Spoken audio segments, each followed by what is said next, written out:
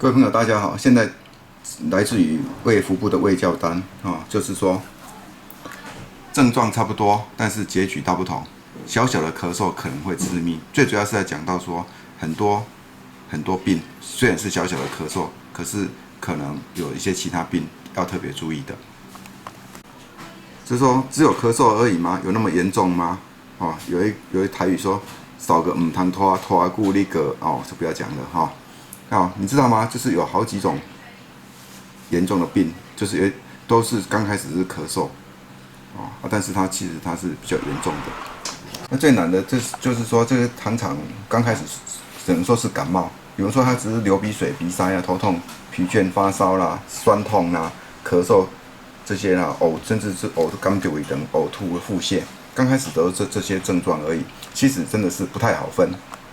那我们常见的这个是流感所以说为什么要打流感疫苗的意思在这里。另一个是，如果说咳嗽超过2周，这点可能大家比较没那么清楚。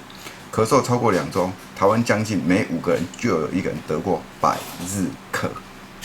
得过百日咳所以上次我也有在一篇在我们的脸书里面也有一篇什么3合1、4合1、5合1、6合1的问题就是在讲百日咳，包括孕妇都可以打百日咳疫苗，减量3合1疫苗就是百日咳疫苗，叫做减量3合1疫苗。或者呢，就是家里有出生的小孩子，刚满1个月，1个月的小朋友，那不是打1个月的小朋友，是打爸爸、阿公、阿嬷跟照顾者，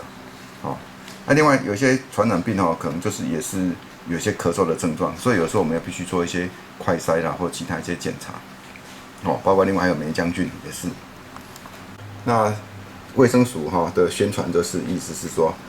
就是勤洗手、戴口罩，避免到人多保持社交距离，接种疫苗那这一篇是这全版的这样看一下，大家瞄一眼。其实这是卫福部的广告单，稍微讲一下给大家知道。好，谢谢。